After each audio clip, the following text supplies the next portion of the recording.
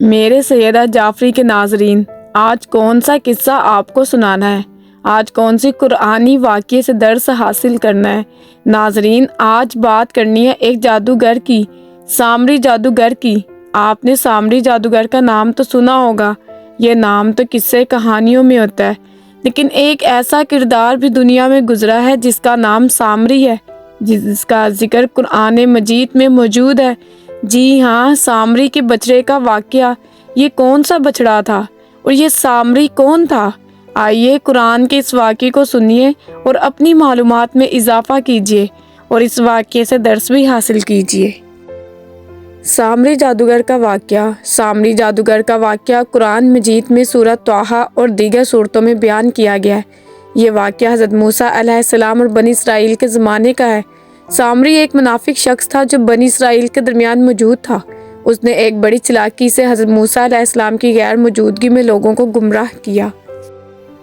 واقعے کا پس منظر: حضرت موسیٰ علیہ السلام کو اللہ تعالیٰ نے کوہ طور پر بلایا تاکہ تورات کے احکامات عطا کیے جا سکیں۔ اس دوران حضرت موسیٰ علیہ السلام نے اپنی قوم کو ہدایت کی کہ وہ صبر کریں اور حضرت ہارون علیہ السلام کی رہنمائی میں رہیں، لیکن سامری نے موقع دیکھ کر بنی اسرائیل کو گمراہ کرنے کی سازش کی۔ میرے سیدہ جعفری کے ناظرین، گائے کے بچڑے کا بت بنانا۔ سامری نے بنی اسرائیل سے سونا جمع کیا جو کہ وہ مصر سے لے کر آئے تھے۔ اس نے اس سونے کو پگھلا کر ایک بچڑے کی شکل میں بت بنایا۔ سامری نے اس بچڑے کے بت کو ایک خاص جادوئی عمل کے ذریعے ایسی شکل دی کہ اس سے آواز نکلنے لگی جو لوگوں کو یہ محسوس کراتی تھی کہ وہ زندہ ہے۔ سامری نے بنی اسرائیل سے کہا کہ یہ تمہارا معبود ہے اور موسیٰ علیہ السلام کو بھول جاؤ۔ بنی اسرائیل کا گمراہ ہونا۔ بنی اسرائیل میں سے اکثر لوگ سامری کے جال میں پھنس گئے اور بچڑے کی عبادت کرنے لگے، حالانکہ حضرت ہارون علیہ السلام نے انہیں بار بار منع کیا اور بتایا کہ یہ شرک ہے، لیکن سامری کی چالاکی اور جادو نے انہیں گمراہ کر دیا۔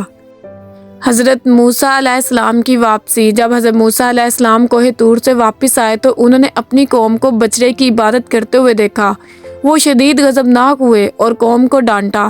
حضرت موسیٰ علیہ السلام نے سامری سے پوچھا کہ اس نے ایسا کیوں کیا؟ سامری نے اپنی جادوگری اور چالاکی کا اعتراف کیا۔ میرے سیدہ جعفری کے ناظرین، بہرحال سامری کی سزا: حضرت موسیٰ علیہ السلام نے سامری کو اللہ کے حکم سے سخت سزا دی۔ سامری کو قوم سے نکال دیا گیا اور اس پر ایک عذاب نازل کیا گیا کہ کوئی انسان اس کے قریب نہ جاتا اور وہ خود بھی لوگوں کے قریب نہیں جا سکتا تھا۔ اس نے اپنی بقیہ زندگی تنہائی اور ذلت میں گزاری۔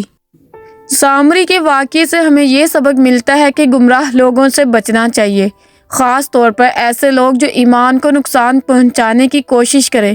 اللہ کی عبادت میں شرک اور بدعات کی کوئی گنجائش نہیں ہے۔